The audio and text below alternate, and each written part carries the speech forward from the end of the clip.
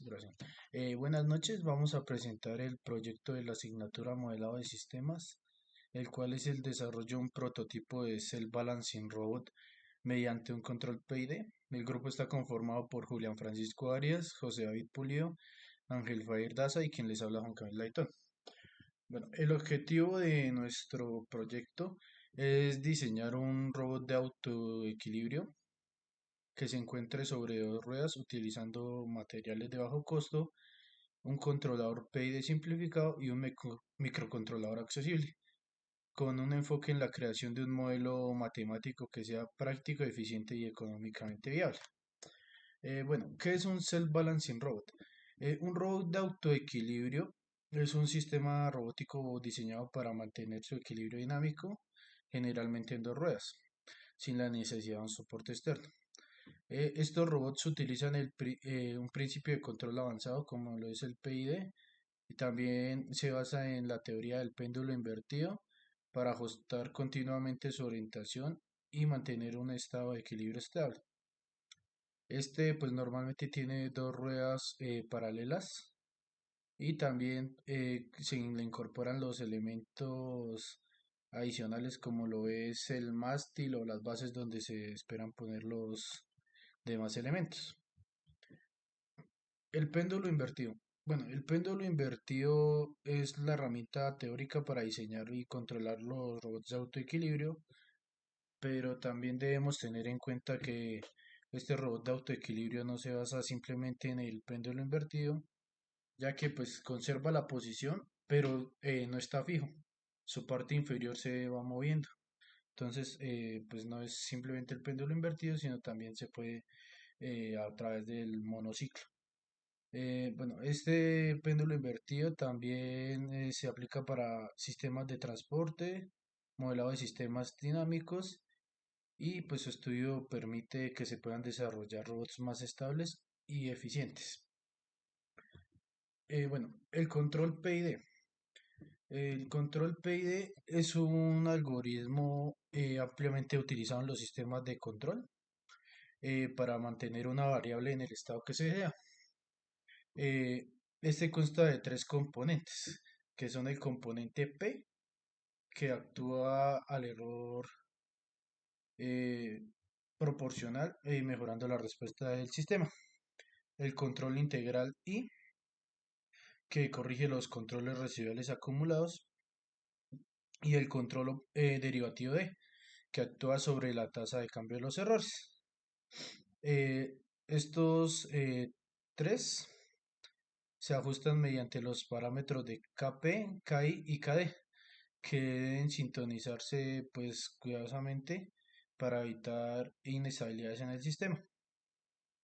Este pues se aplica para controles de temperatura, velocidad, posición y sistemas de vuelo automático. En este caso pues lo utilizaríamos para el control de la posición de nuestro robot de autoequilibrio. Bueno, las aplicaciones de los robots de autoequilibrio. Bueno, estos robots tienen múltiples aplicaciones en diversos campos gracias a su equilibrio dinámico, a su estabilidad y maniobrabilidad. Estos se implementan como vehículos personales y de transporte, como lo pueden ser los Seatways, que pues permiten el transporte individual de cada persona de un lado a otro. También pues en educación y aprendizaje, como es este caso, que se utilizó para aprender a modelar sistemas y pues para entender los principios de control y dinámica de los sistemas PID. Como para robots de asistencia, que son robots de asistencia personal que pues pueden ayudar en labores del hogar. En exploración y monitoreo, pues ya que hay lugares donde se necesita un muy buen equilibrio, pero son muy estrechos para que las personas lleguen. Entonces con uno de estos robots se puede acceder y pues se puede hacer el monitoreo y no simplemente sirve en zonas remotas, sino también en partes industriales donde se necesita reparaciones de algo que donde las personas no pueden acceder. Y también pues en entretenimiento y interacciones sociales, ya que pues hay bastantes juguetes que son robots de autoequilibrio y pues también los utilizan para hacer espectáculos de acrobacias y demás. Y pues por último también en el desarrollo de las inteligencias artificiales, ya que se utilizan para probar algoritmos de IA en la movilidad dinámica, procesando los datos en tiempo real y pues teniendo un aprendizaje adaptativo. En primera instancia se desarrolla el modelo matemático, teniendo en cuenta de que el robot consta de tres partes principales: las ruedas junto a los motorreductores, la plataforma y el péndulo como masa. Con los tres grados de libertad, el robot pues se puede mover linealmente con respecto al eje X y va a girar alrededor del eje Z oscilando y va a girar alrededor del eje Y que como si estuviera cabeceando. Entonces pues las dos entradas del sistema van a ser los torques generados por los motorreductores y pues a partir de los parámetros de esta lista en la cual abarcan tanto las fuerzas que interactúan en el sistema como las distintas distancias, velocidades y aceleraciones, como también los momentos de inercia y diferentes distancias que afecten el sistema, se van a plantear las respectivas ecuaciones. Primeramente se realizan el equilibrio de fuerzas y de torques que hay en las ruedas, teniendo en cuenta la relación que hay entre la aceleración rotacional y el momento de inercia de la rueda con respecto a la fuerza de la rueda y la fuerza de rozamiento con respecto al radio. Como podemos ver, la parte de la derecha es similar a la relación que hay entre dos tensiones y el radio en una polea. Y también se toma la ecuación de fuerzas, en la cual se relaciona la masa de las ruedas con el movimiento traslacional del sistema, teniendo en cuenta esta misma relación entre el rozamiento y la fuerza de la rueda. Esto se replica tanto a la rueda izquierda como a la rueda derecha. Ahora se toman las fuerzas que actúan sobre el péndulo en la dirección del eje X, que pues vendría siendo donde se tiene en cuenta el ángulo el ángulo alfa, que como ya había mencionado anteriormente, es el ángulo que muestra el cabeceo del robot para cuando va avanzando, y, y asimismo las distancias y masas que tiene el robot. Entonces pues ya aquí se tiene en cuenta la masa del robot para aplicar la ecuación como principal, por decirlo así. Entonces la masa por la aceleración del robot va a ser igual a la suma de las fuerzas de las dos ruedas más la fuerza del péndulo, todo esto con respecto al eje X. Y también se toma el momento del péndulo y la plataforma alrededor del eje y se relaciona igualmente con respecto al ángulo alfa y el movimiento rotacional que tiene al cabecear y el movimiento traslacional, que es cuando se mueve, para encontrar finalmente la relación de que el momento de inercia de la masa por la aceleración angular es igual a menos el momento entre el péndulo y la plataforma alrededor del eje Y. Entonces, equilibrando estos momentos hay esta misma relación que ya no, que es con respecto a teta, que es el ángulo que hay con respecto al eje X, que es cuando el robot oscila alrededor del eje Z. Entonces, la relación que hay entre los desplazamientos de la rueda a lo largo del eje X y el ángulo de rotación alrededor del eje Y es esta. Entonces, básicamente, pues es la misma, pero teniendo en cuenta el radio de las ruedas. Y finalmente el ángulo de dirección del robot sobre el eje Z va a estar denotado entre la diferencia de las movimiento de las dos ruedas con respecto a la distancia D, que como podemos ver acá vendría siendo la distancia del ancho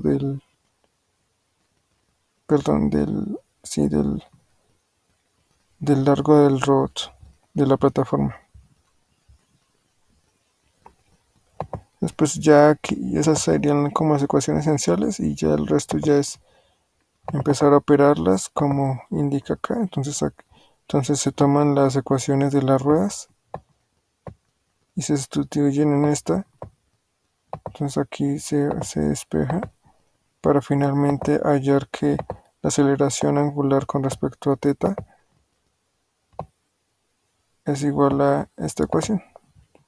Asimismo, se vuelven y se sustituyen, pero esta es con respecto a la ecuación de la relación del movimiento rotacional con el traslacional y se operan para finalmente llegar a esta ecuación. Esta ecuación se sustituir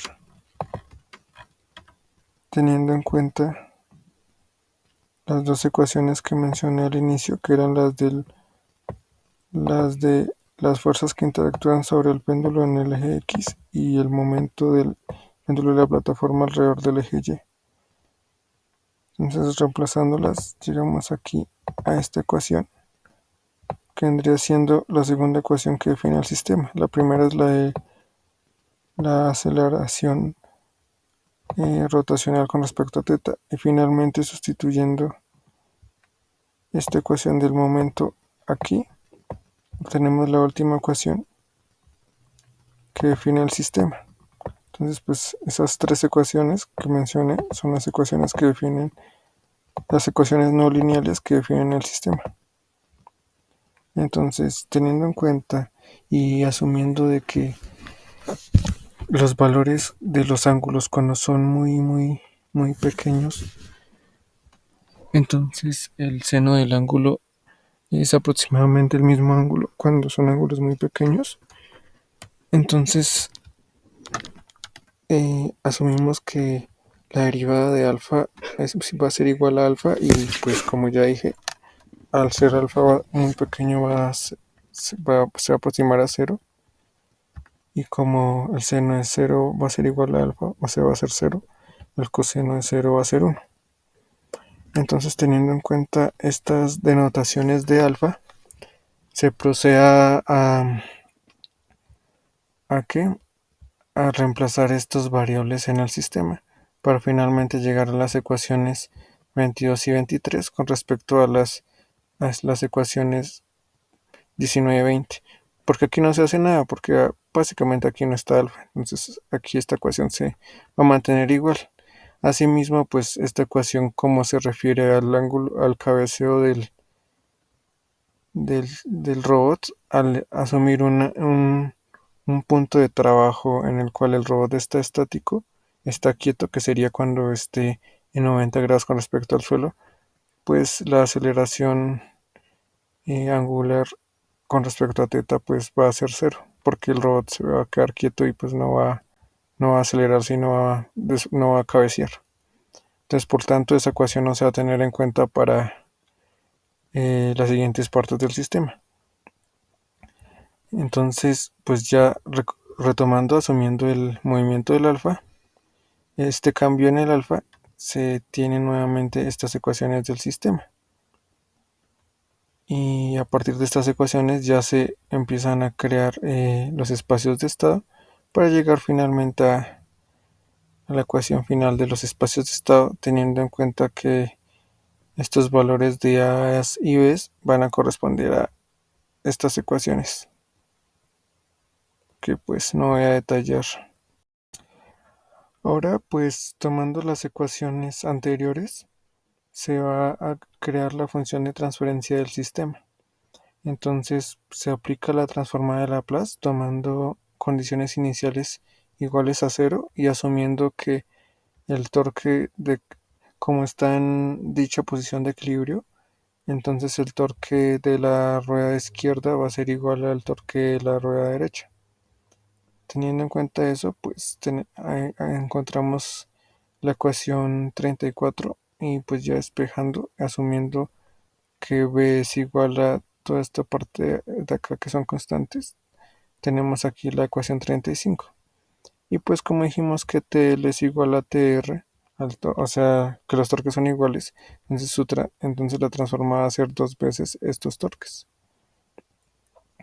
Entonces tomando la ecuación 23 se hace lo mismo y se saca la respectiva transforma de Laplace para tener la ecuación 39. Entonces de la ecuación 35 despejamos a sub s y nos da esto, y pues ya se reemplaza este a sub s en la ecuación 39 y continuamos despejando para finalmente y operando, haciendo multiplicaciones, sumas, y llegamos aquí a esta ecuación, a la ecuación 47. Y pues ya lo que se hace es cancelar, digamos, esta s al cuadrado se va a cancelar con esta s al cuadrado, este ml se va a cancelar con los ml de arriba, lo mismo esta masa y esta longitud se va a cancelar con estas de acá, y vamos a llegar a la ecuación 48 que va a ser finalmente la función de transferencia del sistema. Y eso sería todo con respecto al modelamiento. Bueno, entonces en cuanto a la simulación, se tienen dos partes. Por un lado se tiene lo que es la función de transferencia y por otro lado la representación en espacios de estados. Entonces, en cuanto a la función de transferencia, básicamente pues se va a tener un impulso a la entrada y pues acá en cuanto ya como tal a la función de transferencia se van a asignar algunos parámetros para poder observar la simulación. Entonces estos parámetros pues de acuerdo a lo que se logra establecer en el desarrollo matemático se tiene lo que podemos observar acá en el contexto que se ha agregado. Serían los valores numéricos como tal. Entonces, de igual forma, pues lo que es ya la parte de visualización de la gráfica. Y bueno, cabe señalar acá entonces que en la función de transferencia pues es una representación en el dominio de Laplace que está relacionando la salida con la entrada del sistema como tal. Entonces, eso sería lo que lograríamos ver acá a continuación, esta relación de la entrada con la salida del sistema. Entonces sería básicamente esta. Vamos a acercarlo un poco más de pronto para poder observarlo un poco con más detalle. Y esa sería nuestra representación de acuerdo a la función de transferencia que vamos a tener. Bueno, por otro lado, se tiene lo que es la representación en espacios de estados. Entonces, en este apartado, pues se tuvieron varios inconvenientes en cuanto a la entrada, ya que de acuerdo pues a lo que se estableció, a lo que se había establecido en el desarrollo matemático, pues se tiene una matriz con dos entradas, la matriz B. Entonces, de acuerdo a esto, pues se debía asignar pues las dos entradas como tal, y pues por eso se presentó pues cierto problema en algún momento, pero bueno, se solucionó pues agregando el multiplexor, agregando las dos entradas con las mismas referencias, con los mismos parámetros, perdón, a través del multiplexor. Entonces, a diferencia pues de la función de transferencia que se presentó en este bloque, ya se ingresan como tal los valores de la matriz, pero los valores numéricos, no las partes de las ecuaciones como tal, sino los valores numéricos de la matriz. Se hizo pues el reemplazo de las cantidades numéricas de los valores y pues se ingresó acá la matriz y pues las diferentes componentes de la matriz A, la matriz B, la matriz C, y pues al final acá el tamaño como tal de la matriz. Entonces a partir de eso pues Se van a tener dos señales, obviamente, a la salida, que se van a observar a continuación. Bueno, esto sería como tal el resultado de esta simulación en espacios de estados. Entonces ahí podemos ver pues ciertamente que difieren un poco debido pues debido a la forma como están establecidas. Es preciso pues tener en cuenta, como se mencionaba anteriormente, que se está trabajando en el dominio del tiempo, en los espacios de estados, mientras que en la función de transferencia pues se trabaja en el dominio de Laplace. Entonces básicamente por eso tendríamos como ciertamente alguna diferencia en la visualización del resultado de esta gráfica, del comportamiento de la gráfica. Entonces, bueno, básicamente pues sería lo que se tiene en cuanto a la simulación de estas dos partes importantes que pues hacen parte fundamental del proyecto que se desarrolla.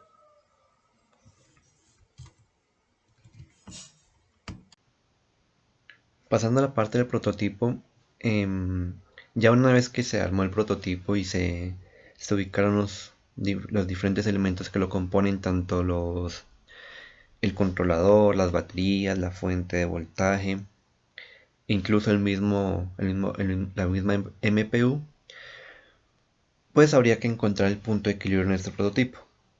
El punto de equilibrio depende del balanceo que tienen los diferentes elementos dentro del prototipo y obviamente la posición en la que quedó ubicada el sensor. Entonces en primera tenemos este pequeño script que lo único que hace es hacer funcionar la MPU para obtener los valores que requiere el código principal. Estos son valores base para la cuestión del acelerómetro, y en esta sección obtenemos lo que es el valor del punto de equilibrio. Lo que se hizo fue montar este código en el Arduino y llevar el prototipo a su punto de equilibrio. Ya cuando tuvimos el prototipo en el punto de equilibrio, el valor que nos arroja por el monitor serial, este valor es el que se coloca en el código principal. Y para el código principal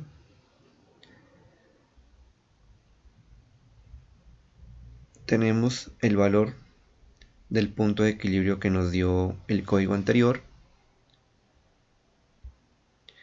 y estos parámetros, que son los parámetros de sintonización del controlador PID que se implementó dentro del Arduino. Este valor Kp corresponde a la constante proporcional.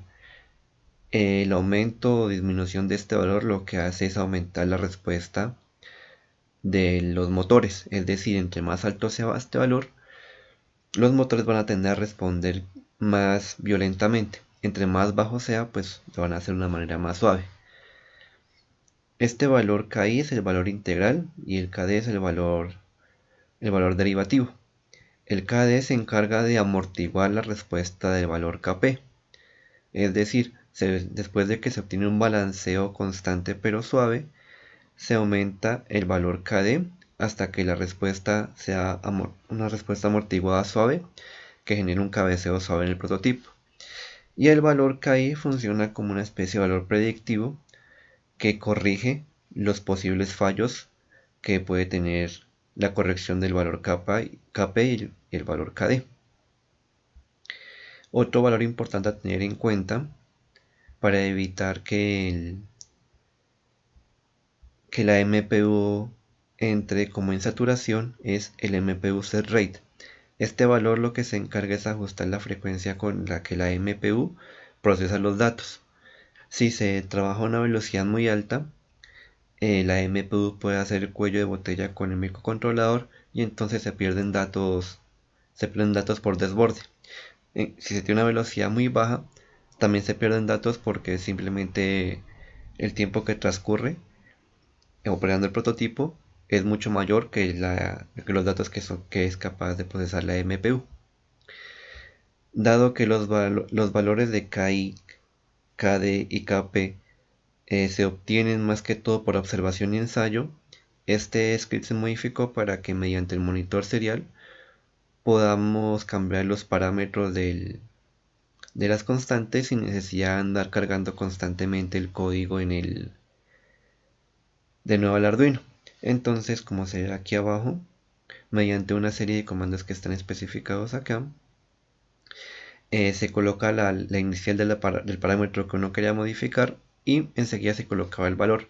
Inmediatamente el PID queda actualizado con el valor que uno registraba y en base a eso y la observación que se hacía del prototipo se llegaba al punto de equilibrio de estabilidad del prototipo.